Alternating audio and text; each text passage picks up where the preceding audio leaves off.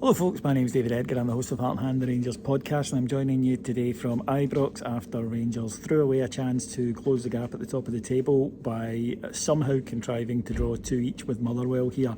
And there's been a lot of from the sublime to the ridiculous watching Rangers in recent weeks, and today was a perfect example of that. A superb first half performance, so Rangers 2-0 up, should have been away over the hills. Unfortunately, some defensive calamities and more poor goalkeeping saw us pegged back and somehow not win the match. Added, it must be said, to yet more refereeing honest mistakes. So the manager had sprung a surprise by playing John Lundstrom at centre back today, and hadn't really freshened the team up as much as many might have expected. Fashion Sakala was the only other change from the side that played the other night.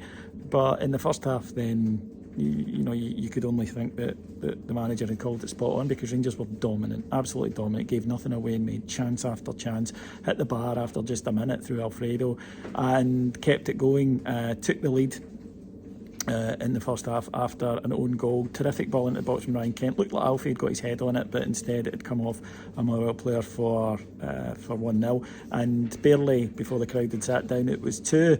Great work from Ryan Kent on the left-hand side. His ball across goal ended up at Fashion Sakala, who smashed home. And Rangers were flying, utterly dominant in that match. But the second half, they began to lose some of the control that they'd had in the first half, and it's very surprising that Giovanni Van Bronckhorst did not turn to his bench. There was only one substitute, 10 minutes to go. Kemar Roof came on when Rangers were chasing the game, and given the amount of players who'd played the other night to then be playing today, and no changes, it was very surprising. Some of the players looked very, very tired in that second half.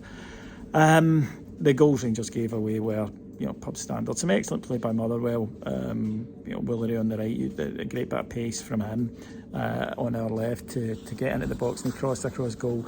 I thought Alan McGregor could have dealt with the cross. He didn't, and therefore it was a tap in. But again, this is Lundstrom, not a defender, and you could see that in the goal. The second was a calamity. Motherwell were offside in the build-up. There should have been an offside flag. There wasn't. And from there, though, Tav and Goldson getting a Franco don't clear it. The shot's low to Alan McGregor's side at his near post. He's got to save it. Rangers did have the ball in the net twice in the second half, both through Alfredo Morelos. First one looked perfectly good, the second one not given. And again, we've suffered at the hands of refereeing decisions. However, you're 2-0 up against Motherwell at home. Everybody in a great mood. Ibrox is buzzing. You've got to see it out. That's now just 3 wins from 8 since the winter break. 13 points out of 24.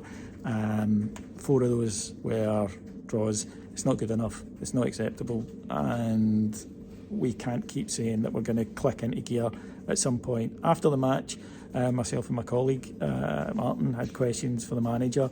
I asked the manager about Alan McGregor, and he said, well, Alan McGregor is still a very good goalkeeper. It's not always his fault when we lose a goal. And I asked James Tavernier, you get one question each, I asked James Tavernier whether or not he could understand the fans questioning the mentality of the side after a run like that, and he said the mentality was very good.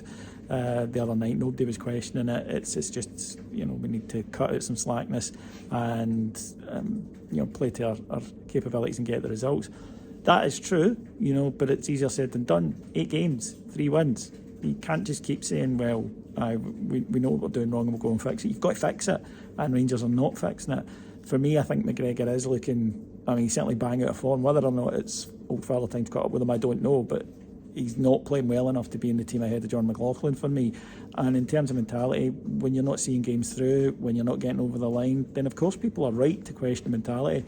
It's a massive few weeks coming up now in terms of the title race. Rangers seem determined to throw it away. But the only positive you can take out of this today is that it is only 3 points. But again, who can turn around and say, yes, I expect us to win the next 10 games? They haven't shown us any signs of that at the moment. They got a lot of praise on Thursday, and they deserved it. It was an astonishing result. But today was an equally poor one. So there'll be criticism, and they're just going to have to accept it. The way to stop that criticism is to start winning.